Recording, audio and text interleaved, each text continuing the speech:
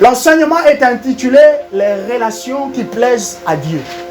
Les relations qui plaisent à Dieu. D'autres encore peuvent même mettre ces relations-là qui plaisent à Dieu. Les relations qui plaisent à Dieu. Beaucoup d'entre nous sur la terre, nous avons eu cette habitude. Nous ne savons pas particulièrement de qui est-ce que nous l'avons reçu, cette habitude-là. Mais c'est juste de venir à rencontrer les gens, à dire bonjour, à dire bonsoir, à se montrer poli, à se montrer bien éduqué. Et puis à partir de là, de tisser des liens d'amitié, de tisser des liens de rapprochement, jusque souvent même aller dans l'intimité. Par l'intimité, j'entends dire, on en vient à partager ce qui est le profond de notre vie, ce qu'on appelle des secrets. Alléluia. Jusqu'à ce que cette pensée est rentrée avec nous dans l'église. Cette pensée nous a accompagnés jusqu'au milieu des fils et des filles de Dieu, les saints, les bien-aimés. Nous n'avons pas su, nous n'avons pas appris à bâtir des relations selon la pensée de Dieu. De sorte que les relations que nous avons tissées là-bas dehors, depuis notre enfance, notre jeune âge, l'adolescence, le jeune âge adulte, même devenu adulte pour la plupart d'entre nous aujourd'hui par la grâce de Dieu, nos relations ne reflètent pas tant la gloire de Dieu. Nos relations ne témoignent pas d'un temps de crise. Ce que nous avons dans nos vies ne témoigne pas particulièrement que nous appartenons à Jésus-Christ.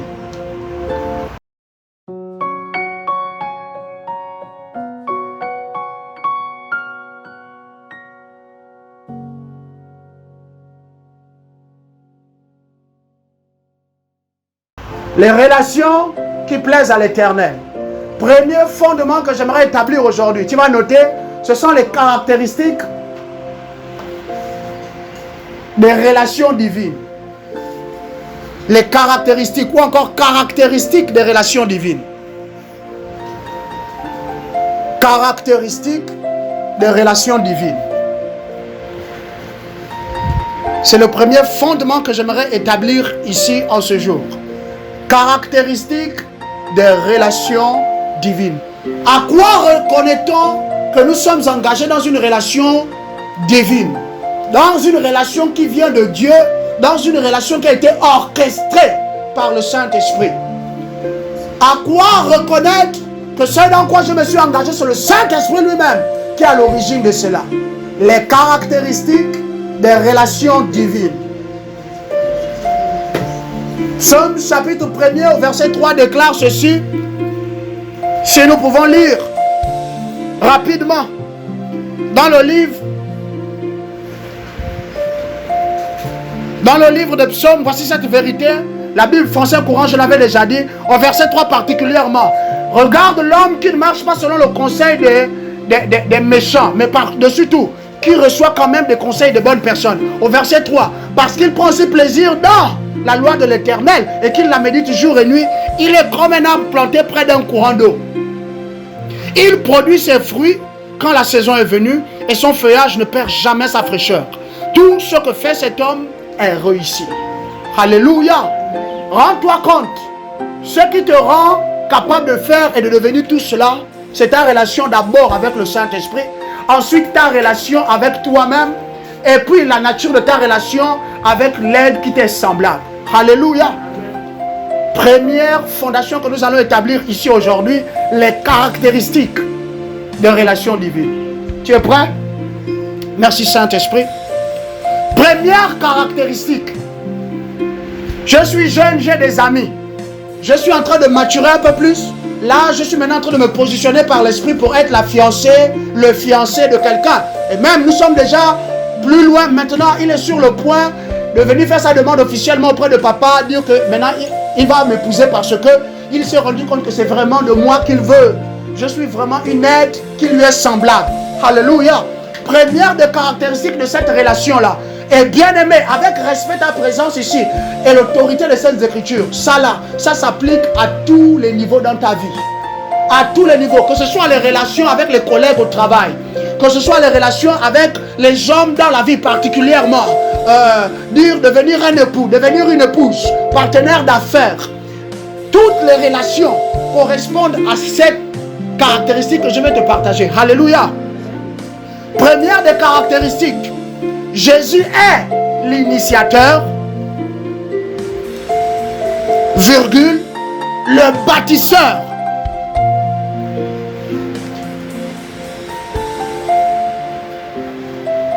Et la tête en conséquence. Jésus est l'initiateur, virgule, le bâtisseur et la tête de cette relation-là en conséquence. Si tu préfères le dire comme cela.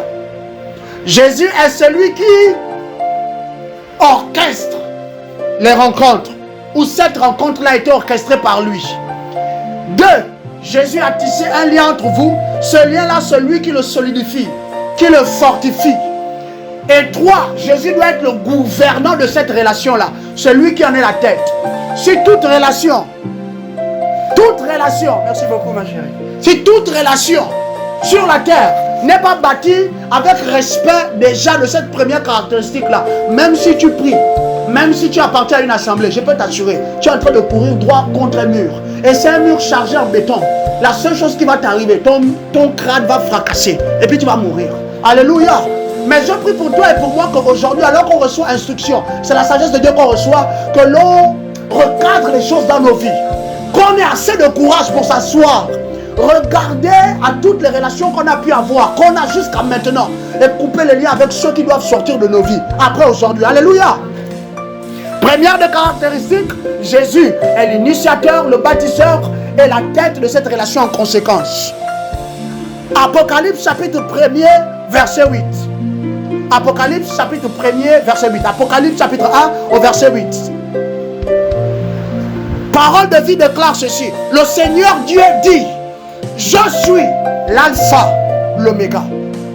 Dieu n'est pas alpha et oméga. Dieu est alpha, oméga. Pourquoi? Parce que si on dit que Dieu est alpha, d'abord, c'est qu'il est au début seulement. Et oméga, ensuite il arrête d'être alpha. Le temps qu'il arrête d'être alpha, là, beaucoup de choses vont se passer dans ta vie. Toi-même, tu vas devenir seigneur de ta vie. Tu vas faire comme tu veux. Ensuite, Dieu apparaît encore un matin comme ça seulement. Il redevient oméga. Il reprend les choses en main. Il t'a trouvé toi-même. Tu es parti mettre le sable à la sauce. Tu es parti te compliquer la vie par toi-même. Maintenant, Dieu, encore, il va maintenant essayer de réparer les choses. Alléluia. Dieu n'est pas comme ça. Dieu est alpha et il est oméga. Quand Dieu est alpha dans ta vie, en même temps il est oméga. Dieu connaît le début de ta vie et il connaît aussi la fin. Amen. Dieu sait ce qui commence avec toi. Il sait comment ça va se faire pendant. Et il sait ce qui en est jusqu'au bout. Et Dieu dit, petit enfant, avant que tu ne commences avec, tu te souviens non? Le jeune frère là, Simon. J'étais là. Avant que tu t'embarques dans l'histoire, non, nous c'est les affaires, maintenant on va vendre le cacao. J'étais là au début. Donc mieux pour toi, sois sage. Inclus-moi dans votre relation là. Même cherche, questionne par l'esprit. Est-ce que ça n'est pas moi qui ai instigé ça? Alléluia. Il dit, je suis alpha, je suis oméga. Il dit après, je suis le premier, le dernier. Pas le dernier. Il est le premier. Il est le dernier. En même temps que Dieu est le premier dans ta vie, quand il commence quelque chose, il est celui aussi qui va l'amener jusqu'à son terme. Pourquoi? Parce qu'il est à la fois le premier, il est le dernier. Alléluia. Il incarne cela en même temps. Je vais prendre un exemple tout simple. Quand semence rentre dans les entrailles de la femme, ça devient un œuf. L'œuf là, après micre, ça devient un être humain. Au bout de 9 mois, la femme doit pousser. Et nous prions qu'elle ait la force pour pousser. Sinon, on va être obligé de la couper. N'est-ce pas? Mais toi, on ne te coupera pas au nom de Jésus. Alors, quand l'enfant naît, un jour j'avais posé la question à quelqu'un, est-ce que normalement on doit commencer à compter le jour de naissance de l'enfant, le jour où il est né sur la terre, ou bien c'est depuis le jour où la femme a pris conception? C'est depuis le jour que la femme a pris conception. Pourquoi? Parce que spirituellement parlant, c'est direct là-bas que ton existence sur la terre commence. Alléluia. Depuis le sein de maman, Satan commence à te chercher. Depuis les entrailles maternelles, Satan en veut déjà à ta vie. Alléluia. Alors, Dieu est celui qui garde l'enfant là déjà là-bas, n'est-ce pas? Petit comme ça, tout petit. Spermatozoïde, c'est tellement minuscule, que je t'assure, tu ne peux pas voir ça avec ton œil nu. Il faut un microscope. Dieu est déjà alpha là-bas. Pendant que l'enfant va croître dans le sein maternel, Dieu n'est pas que alpha. Il est aussi le Dieu, je suis celui qui suis. Il est là avec l'enfant. Il fait grandir l'enfant. Et quand l'enfant vient à naître maintenant sur la terre, Dieu est à la fois alpha, il est celui qui suit, il est en même temps oméga. Alléluia. C'est la raison pour laquelle ta vie ne s'arrête pas quand ça commence. C'est la raison pour laquelle ta vie ne s'arrête pas maintenant, alors que Satan a juré qu'il va te tuer. C'est pour cela que tu peux continuer d'aller. C'est pour cela que tu peux continuer de voir demain. Parce que Dieu dans ta vie, il est à la fois alpha, il est oméga. Alléluia. Dieu dit que avant que tu ne rencontres le jeune homme là, souviens-toi, je suis. Dieu dit avant qu'il ne soit venu te demander ta main, avant que tu n'aies fait les beaux yeux pour qu'il te remarque, je suis. Alléluia. Sur la base de cela, je suis celui qui initie tout. Avec respect, entends-moi cela. Donc, tout enfant de Dieu doit toujours fléchir le genou pour commencer à checker dans l'esprit de qui ça vient. Parce qu'il n'y a pas que Dieu qui initie les rencontres. Il n'y a pas que Dieu. Hier, le Saint-Esprit est en train de me donner un enseignement pratique. Ça m'a fait peur, j'ai eu mal. Un jour, peut-être, on parlera de cela aussi. Mais pour le moment, comprends-le. Dieu dit qu'avant que l'enfant là ne vienne, j'étais. Il n'y a pas que Dieu qui donne les enfants. Vous avez entendu les sottises dans nos assemblées avec respect. Dire que l'enfant c'est une bénédiction de l'Éternel. C'est faux. Un enfant peut venir là pour t'emmener dans la tombe. Alléluia. Dieu dit, je suis l'alpha et l'oméga. Donc ma relation avec qui que ce soit, même à l'école, les jeunes gens à merveille, vous entendez n'est-ce pas? Jessica, vous me comprenez bien n'est-ce pas? Oh papa Joël, vraiment c'est un ami, il est gentil, il me raccompagne souvent, on marche ensemble. Ok. Mais quand tu rentres ici à la maison, Saint-Esprit, l'enfant là c'est qui? Son père, c'est qui? Merveille, est-ce que vous me comprenez? Véronica, hein? Son père, c'est qui? Saint-Esprit, il faut me dire, oh, moi je ne le connais pas, toi tu connais. Si Dieu ne te dit pas, il sera facile pour toi qu'un jour, les hommes disent de fil en aiguille. Tu vas te retrouver à un endroit où tu n'aurais jamais dû te retrouver avec celui que tu appelles ton ami là. Et ce qui va t'arriver là-bas, il n'y a que le ciel, toi-même avec ton ami là qui saurait. Alléluia. Mais je prie pour vous, je prie pour nos jeunes gens. Que vous ne soyez pas insensés. Que vous ne soyez pas des personnes qui manquent de sagesse. Venir à rencontrer tout le monde et à penser que tout le monde peut être ton ami. Non. Non. Je n'ai pas le temps. Mais je pense que je dois quand même faire un descriptif de cela. Qui est mon ami? Celui dans la vie que je peux appeler mon ami, c'est qui? C'est quelqu'un qui se comporte comment? Alléluia. Première des choses, s'il ne craint pas l'Éternel, il ne peut pas être ton ami. Il ne pourra jamais être ton ami. Il pourra seulement être un faux ami. Jamais ton ami. Deuxième des caractéristiques, si ton ami là, qui craint Jésus, n'assume pas Jésus devant les gens là-bas, tout aucun il faut, ce n'est pas un ami en qui tu peux avoir confiance. Alléluia. Troisième des caractéristiques pour quelqu'un que tu dois appeler ton ami, si ton ami là ne vit pas pour chercher à révéler Jésus sur la terre, autant que cela est possible, comme les Saintes Écritures le disent, c'est pas ton ami. Pourquoi? Parce que c'est quelqu'un à un moment donné, il va seulement te dire, écoute, moi, les histoires là, c'est difficile. Moi, je préfère répartir dans le monde. Moi, les histoires là, je ne comprends pas. Comment est-ce qu'avant, j'étais dans le monde, j'avais quand même l'argent. Maintenant, j'ai accepté Jésus. Plus aucun homme ne me regarde. Non, mieux. Et même là, il y a Henri qui m'a envoyé un message. Il m'a dit que mais c'est toi-même qui a mis fin à notre relation. Tu sais comment j'étais gentil avec toi. Tu te souviens pas?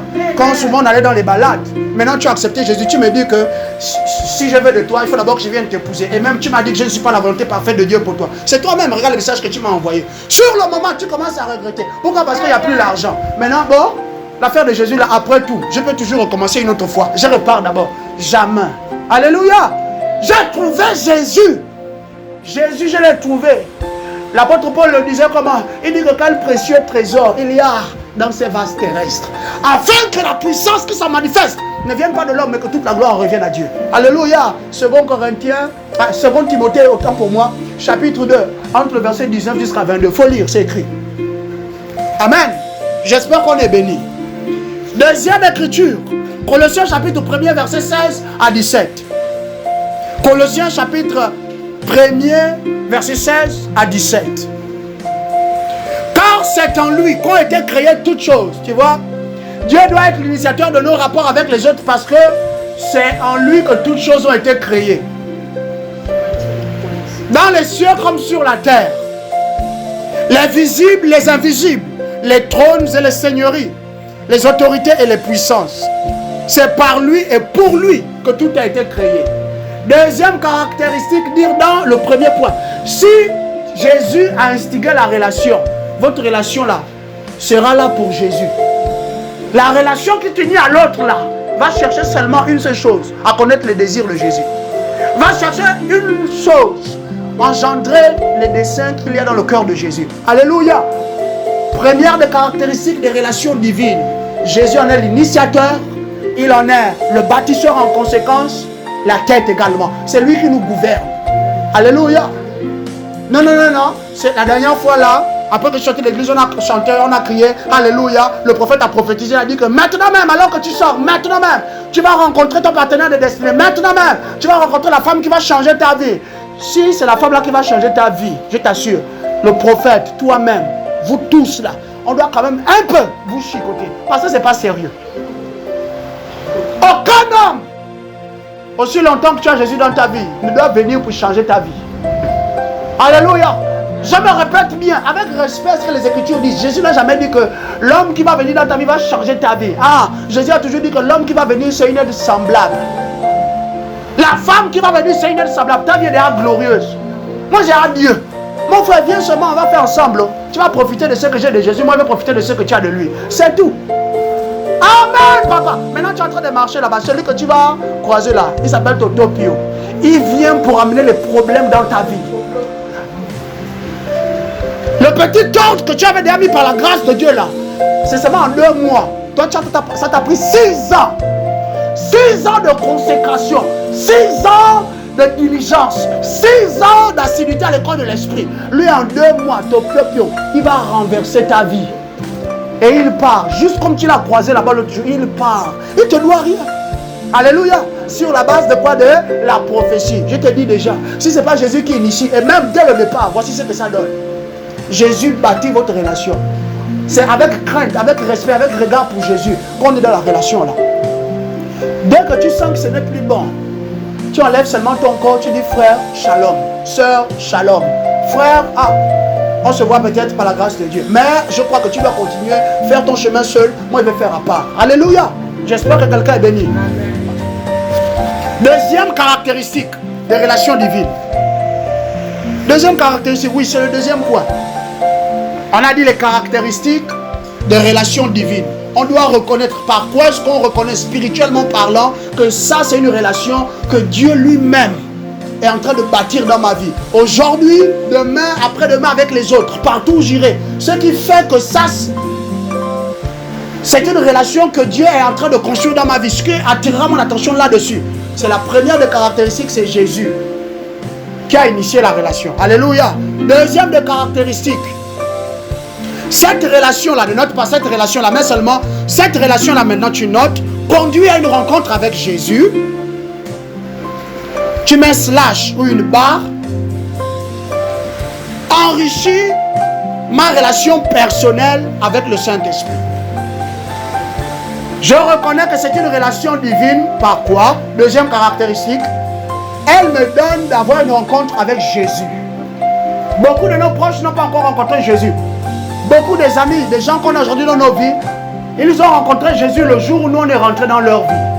Avec humilité et respect, je le dis, Jésus a dit que les hommes le verraient au travers de nous. Quand tu rencontres quelqu'un, on regarde à ta vie, c'est une façade. Mais seulement quand on te regarde, c'est une façade, oui, c'est l'entrée du ciel. Ah, quand je disais façade, c'est l'entrée du ciel. Quand on vient maintenant rentrer dans ta vie, c'est vraiment le ciel qu'on expérimente. Et tu sais, le ciel, c'est Jésus. Tout tient par Jésus. Alléluia.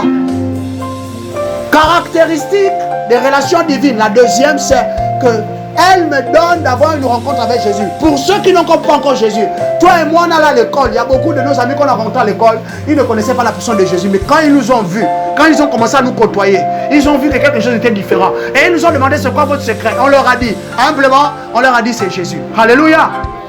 Slash. Quand j'ai déjà Jésus, qu'est-ce que cette relation-là fait? Elle enrichit ma relation personnelle avec le Saint-Esprit. Cette relation-là, lorsque moi j'ai déjà Jésus, mais que j'ai quand même rencontré une soeur, j'ai rencontré un frère, j'ai rencontré un inconnu là-bas dehors. La deuxième chose que cette relation-là fait, c'est qu'elle enrichit ma relation avec le Seigneur. Merci Saint-Esprit. Hébreux chapitre 10. Versets 24 à 25, nous n'allons pas lire à cause du temps, mais nous allons lire par contre Actes des Apôtres chapitre 17. Hébreux 10, 24 à 25. Hébreux 10, 24 à 25, nous n'allons pas lire à cause du temps. Nous allons lire par contre Actes des Apôtres chapitre 17. Nous allons lire le verset 22 et 23. Ensuite, on va sauter, on va lire les versets 33 à 34. Versets 22, 23. Ensuite, on va sauter. Tu peux mettre les suspensions 33, 34. Pour ceux d'entre nous qui aiment les Saintes Écritures comme moi, on peut aller à la maison, on lit tout le chapitre. C'est seulement 34 versets. C'est pas beaucoup, ça va te bénir. La Bible nous parle d'un des apôtres de Jésus-Christ, l'apôtre Paul. L'apôtre Paul, dans ses voyages missionnaires, et tu sais, quand il voyageait, il était beaucoup plus lié, enchaîné. Puisque cet homme-là l'a trimballé comme un voleur, un fauteur de troubles, un violeur de femmes. Il enlève les enfants. Alléluia. Quoique, cet homme-là n'a pas arrêté de manifester Christ. Et la Bible nous parle dans le livre des Actes des Apôtres, chapitre 17, de l'arrivée de Paul dans une ville, autrefois, Athènes. Alléluia. Et Athènes, il est tombé sur tant de choses. La Bible dit que depuis l'entrée de la ville jusque dans la ville elle-même, des idoles après idoles.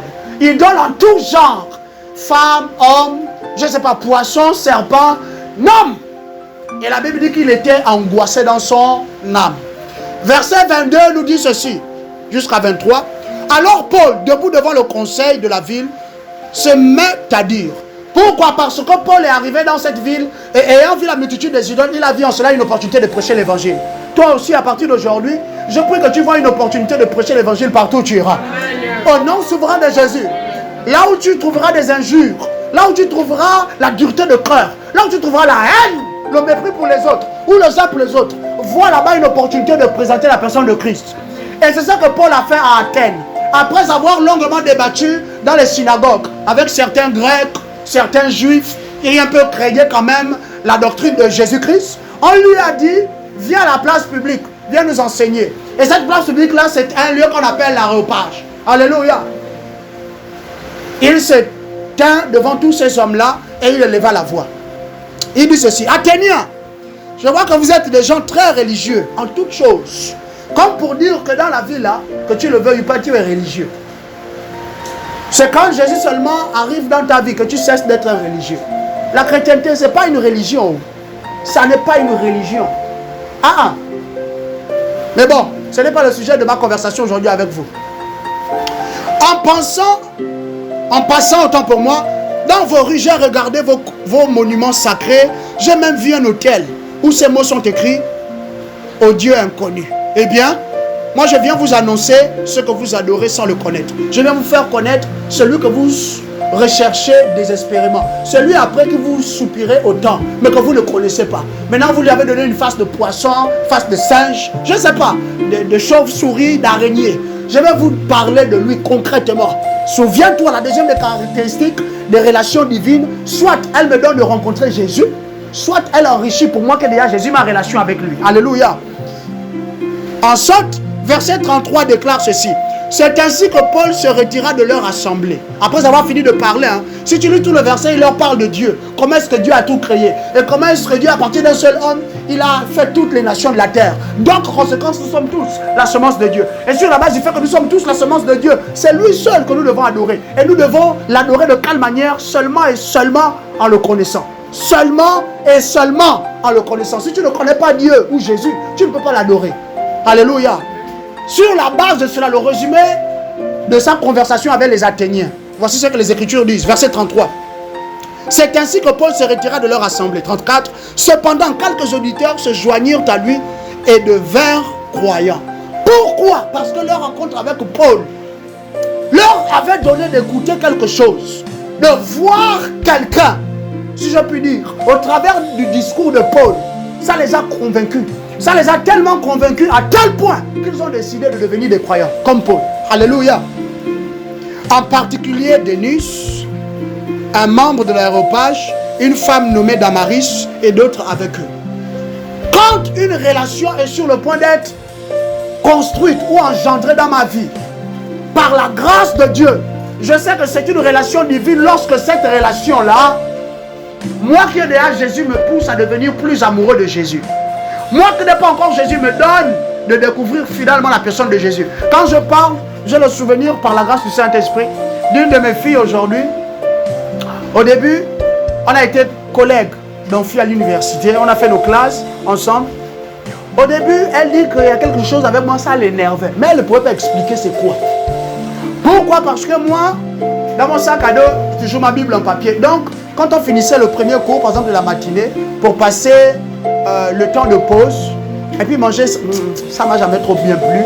Alors, je me mettais quelque part au fond là-bas, je me mettais dans mon coin, j'ouvrais ma Bible, et puis je me mettais à méditer les Saintes Écritures. Sans embêter qui que ce soit, sans attirer l'attention de qui que ce soit. Mais elle me voyait, je ne me doutais pas.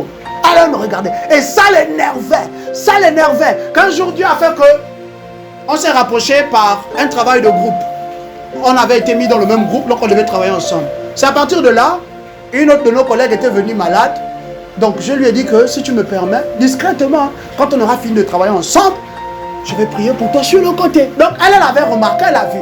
Ça l'a davantage énervé. Lui là, il se prend pour qui? Il va venir prier pour les gens, même ici. Non, sérieusement. Elle était fâchée, mais elle m'a toujours dit, elle ne pouvait pas expliquer ce qui lui donnait de ressentir cela. Bien sûr, j'avais prié pour la collègue, qui après, par la grâce de Dieu, s'est sentie bien tout de suite. Elle avait recouvré la santé. Donc, le temps est passé, et c'est comme ça que la jeune femme là, qui est devenue aujourd'hui ma fille, s'était rapprochée de celle pour qui j'avais prié. Elles étaient amies depuis. Je ne savais pas. Donc, c'est comme ça qu'elle lui avait posé la question de savoir, mais toi, tu lui trouves quoi à lui? Comment tu fais même pour rester à côté de lui? Moi, je n'arrive pas. C'est comme il y a quelque chose autour de lui. C'est comme si sa présence me repoussait. J'ai du mal à me rapprocher de lui. C'est comme ça que l'autre lui a dit comme, oh, mais tu vois pas que c'est quelqu'un qui aime seulement Jésus. Oh non. J'ai jamais vu quelqu'un aimer Jésus comme ça. Tu as ouvert ta Bible, tu as commencé à lire devant tout le monde. Alléluia. Pour faire l'histoire courte, cette jeune femme-là, finalement, elle est venue à moi. Elle me dit qu'elle n'a jamais su pourquoi. Mais il y a une force qui après l'avait attirée. Quand elle a confessé que quand même c'était pas bien de m'haïr sans raison, il y a une force qui l'a attirée. Elle a confessé Christ. Et à partir du moment où elle avait confessé Christ, bien sûr, elle ne me côtoyait pas toujours, parce que ça l'énervait. Ma manière de parler des Saintes Écritures, elle n'avait jamais compris ça. On ne lui avait jamais parlé de Jésus comme moi je parlais. Moi je parlais, elle dit que dans mes yeux, on voyait comme le feu. Si elle était là aujourd'hui, elle pouvait le témoigner. On voyait comme le feu. On sentait vraiment que, on dirait que le Jésus dont je parlais là, il était avec moi. Que je l'avais vraiment. C'est comme il va te dire, écoute, tu as besoin de quoi? Non, papa ou bien prédicateur, j'ai besoin de 10 000. Dans ma poche, il y a 50 000. Est-ce qu'elle va trembler? Il y a 50 000 dans ma poche, non? Je sais que je peux prendre 10 000, je vais te donner. C'est de la même manière, c'est de cette façon-là que je parle. Je parle toujours de Jésus. Je sais qu'il est avec moi, je connais le potentiel de Jésus. Si tu as besoin de guérison, je vais t'administrer la guérison après par sa grâce. Alléluia.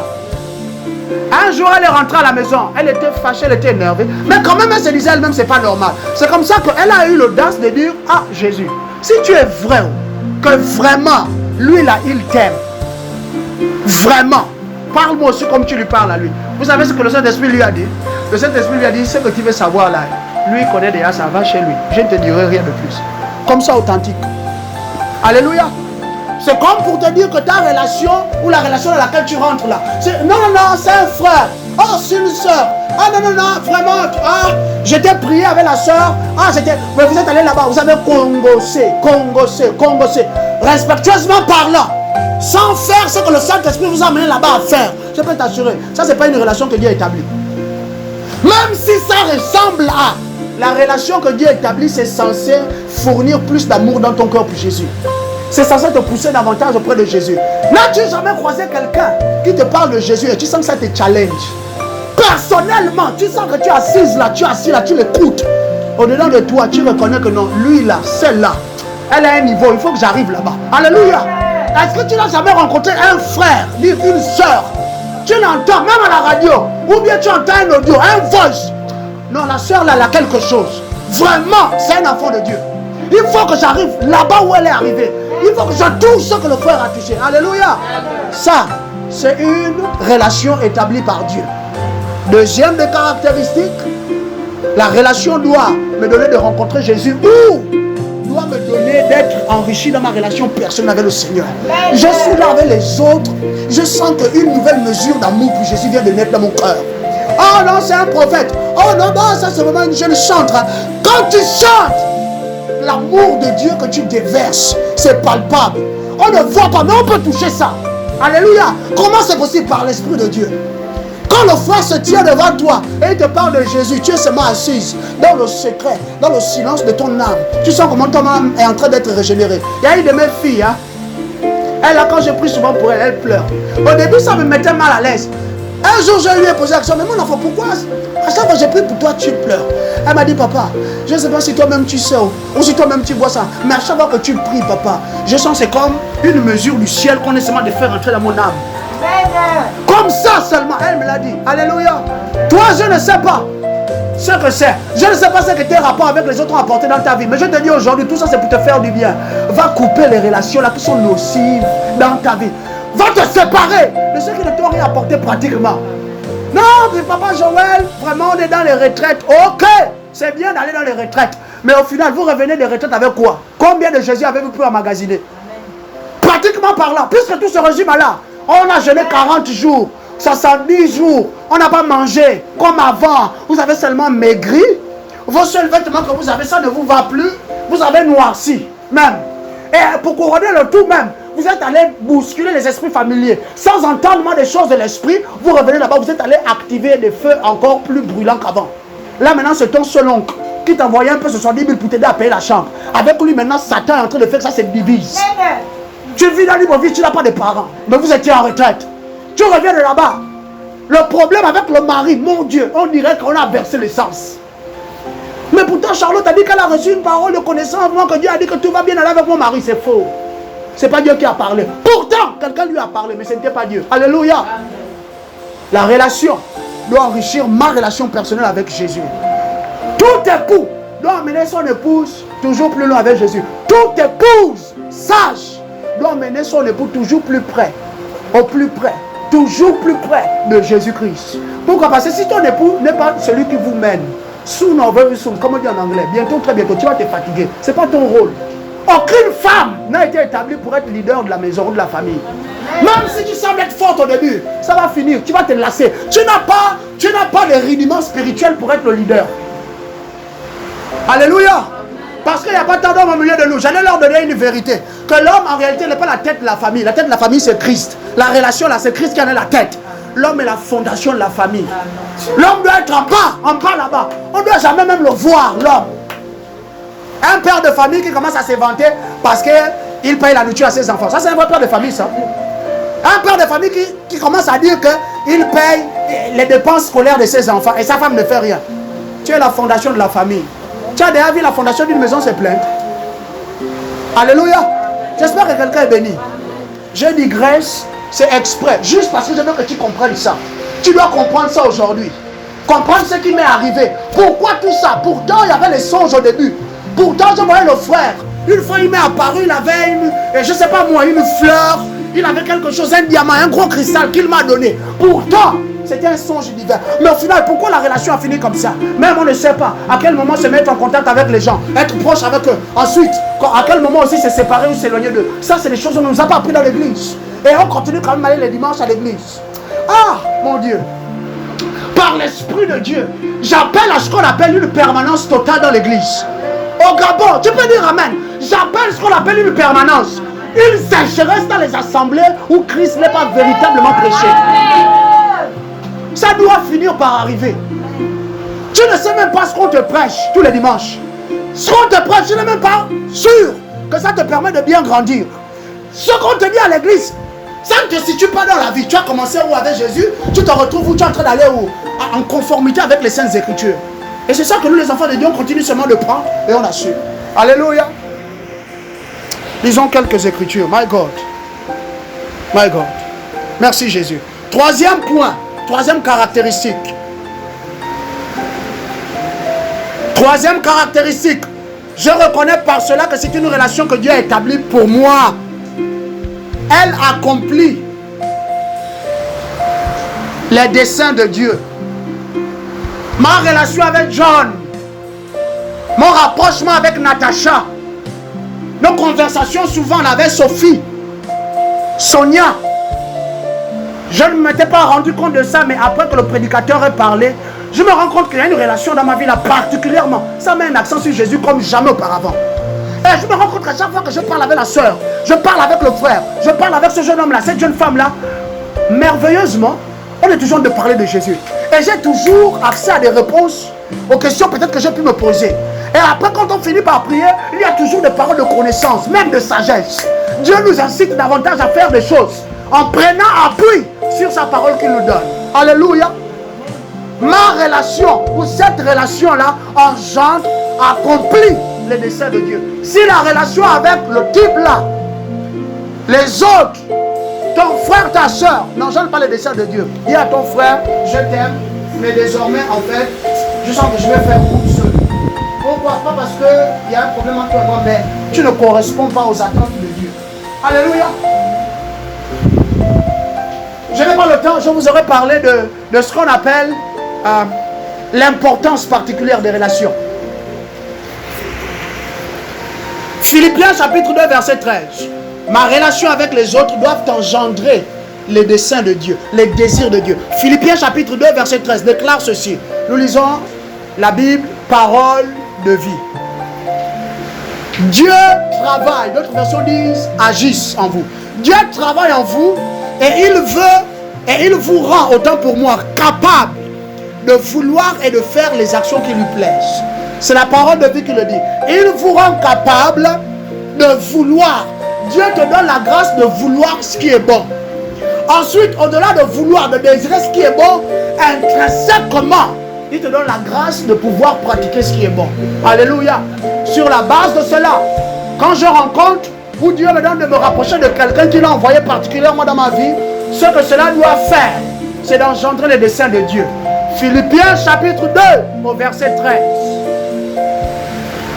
Engendrer les desseins de Dieu. Engendrer les desseins de Dieu. Ça, c'est une des choses, un thème phare. Mais dans les assemblées, je prie que le Saint-Esprit me donne assez de grâce pour parler à plus de nombres. Aujourd'hui, bien sûr, je parle à plus de nombres par l'Esprit, je le sais. Des gens m'écouteront et ça les bénira. Un des thèmes qui est aujourd'hui phare, mais qui reste toujours tabou, parce qu'on n'en parle pas vraiment. Il n'y a qu'à très peu d'endroits dans le corps de Christ où est-ce que ces thèmes-là, on les engage, où on les aborde et on va dans la profondeur par l'Esprit. Pas les émotions, pas ce que toi-même tu as vécu personnellement avec ta femme ou avec ton époux, respectueusement par là, ou encore avec ton fiancé. C'était bien au début, après, il est devenu bon, donc pour moi, les hommes c'est tous les mêmes. Non, non, non, je ne parle pas de ça. Oh, j'étais avec une femme, vraiment, au début, mais après, on était dans la période de fiançailles, j'ai appris qu'elle m'a trompé. Donc moi, les femmes, je n'ai plus confiance. Ça, c'est ton avis. Alléluia. Mais moi, j'aurais toujours confiance en l'être féminin. Parce que c'est Dieu qui a fait la femme. Dieu ne me veut pas du mal. Alléluia. Même si au milieu de 100, il y a 99 qui se comportent mal. Celle qui se comporte bien, là, à cause d'elle, je veux continuer d'avoir confiance dans les 99 autres. Quelqu'un avec moi? Ça, c'est la sagesse de Dieu qui agit. Mais Dieu dit que lorsqu'on se réunit comme ça, la femme là et moi, on est censé engendrer les desseins de Dieu. Le mariage. Le mariage. Cette vérité que beaucoup d'entre nous, là, on a pu comprendre, on a assumé, on a gardé seulement comme ça. Le mariage. Le mariage. Ah, le mariage. Oh, le partenariat dans la destinée. Oh, le partenariat dans la destinée. Qu'est-ce que beaucoup d'entre nous, on connaît de ça? Rien du tout. On ne pose pas la question au serviteur de Dieu. Nous, on ne prend même pas le temps d'engager le Saint-Esprit dans la prière pour qu'il aille se révéler à son serviteur. Cette saison de l'année, il faut que tu nous parles de ceci. Cette saison de l'année, il faut que tu nous parles de cela. Alléluia. Combien d'entre vous ici, là, allez dans notre assemblée, prenez part au message avec respect. Je témoigne beaucoup de respect. Mes aînés qui sont là-bas. Prenez le temps un peu de regarder aux thèmes qui vous sont enseignés. Et comparez ça à votre expérience déjà passée dans le corps de Christ. Vous allez remarquer que c'est les mêmes choses. Ça n'est pas mauvais. La parole de Dieu est restée là, même avec nous, n'est-ce pas? Mais la parole de Dieu, elle rafraîchit, elle renouvelle. Combien d'entre nous avons expérimenté le renouvellement de l'esprit par le renouvellement de la parole de Dieu? Qu'on écoute la bouche de ses serviteurs. Très peu d'entre nous. Soyons vrais, soyons forts. Alléluia. Donc, sur la base de cela, aujourd'hui, on arrive, on s'assoit seulement. Merveille, avec sa jolie petite soeur là-bas, s'assied seulement. Elle pense que ce sont juste les filles de papa et de maman. Elle veut seulement qu'on donne le riz, elles vont manger, et puis elles vont dormir, demain elles vont aller à l'école. Et c'est tout. Merveille, Véronica, est-ce que vous savez que vous êtes un duo? Vous êtes un couple. Un couple. Un couple. Vous êtes des personnes qu'on a mises ensemble. Pas un couple parce que c'est un homme et une femme. Et vous là, vous êtes un duo que Dieu a formé. Dieu a voulu que toi tu viennes après ta grande soeur. Vous deux là, toi tu dois être une aide semblable pour ta grande soeur. Ça là c'est trop profond. Je ne sais pas si même tu vas me comprendre. Je vais prendre quelqu'un d'autre. Nous sommes supposés être des couples ou encore des pères de personnes. Je préfère dire des pères de personnes. Nous sommes tous supposés être des pères de personnes qui marchent de connivence les uns avec les autres pour engendrer ou pour enfanter les desseins de Dieu. Dieu nous appelle à quoi? À accomplir ce qui lui plaît à lui.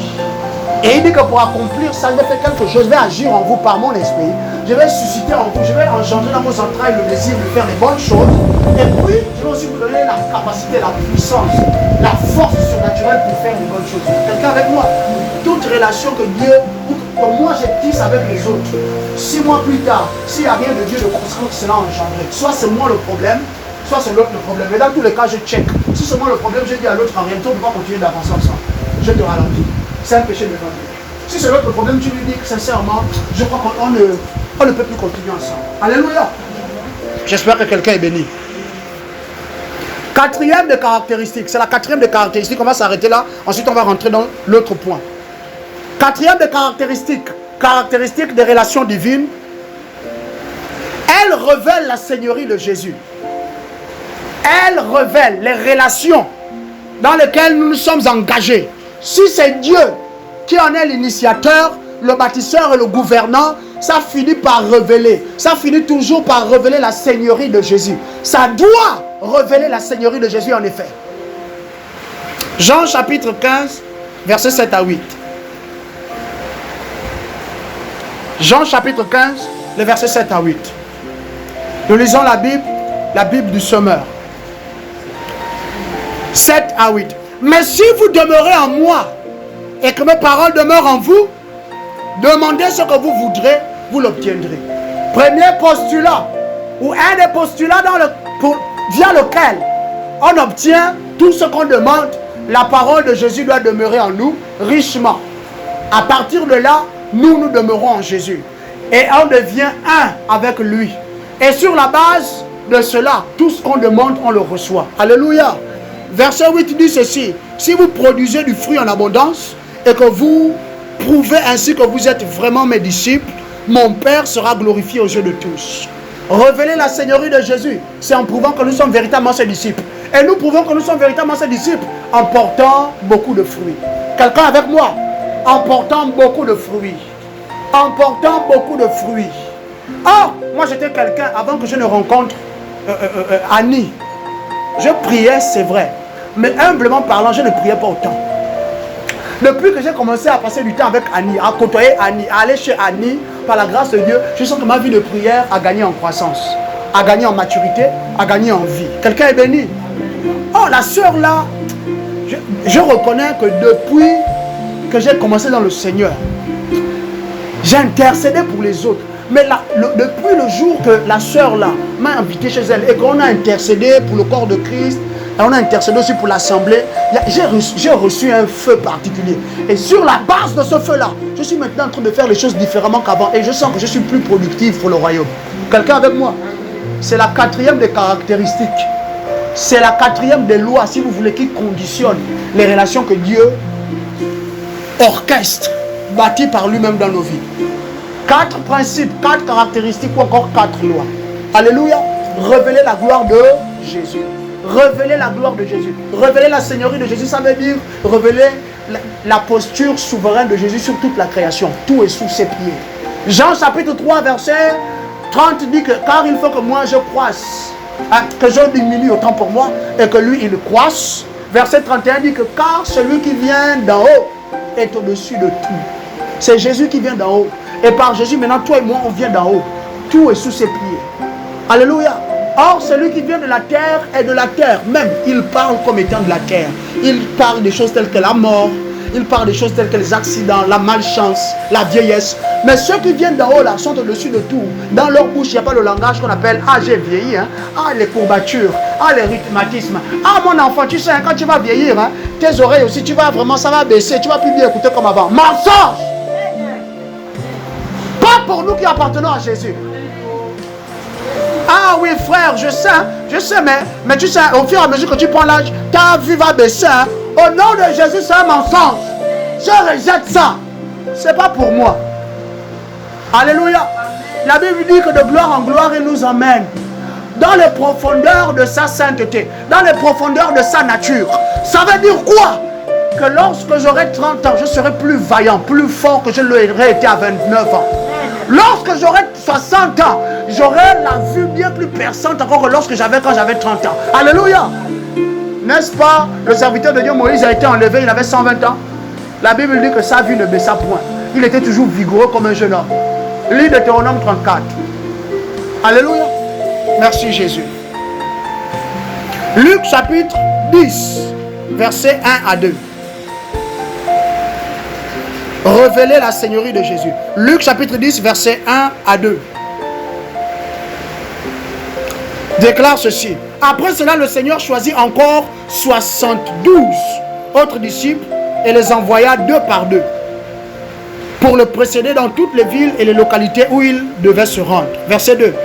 Il leur disait, la moisson est abondante, mais les ouvriers peu nombreux. Priez donc le Seigneur à qui appartient la moisson d'envoyer des ouvriers pour moissonner. Nous sautons à cause du temps.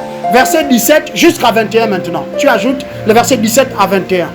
Les Écritures déclarent, quand les 72 disciples revinrent, ils étaient pleins de joie disant, aïe aïe aïe, Seigneur, même les démons se soumettent à nous. Pourquoi? Ils sont partis révéler Jésus. À tel point que les démons qui étaient en train d'assaillir les villes, qui oppressaient des villes, étaient en train de fuir et de sortir. Alléluia.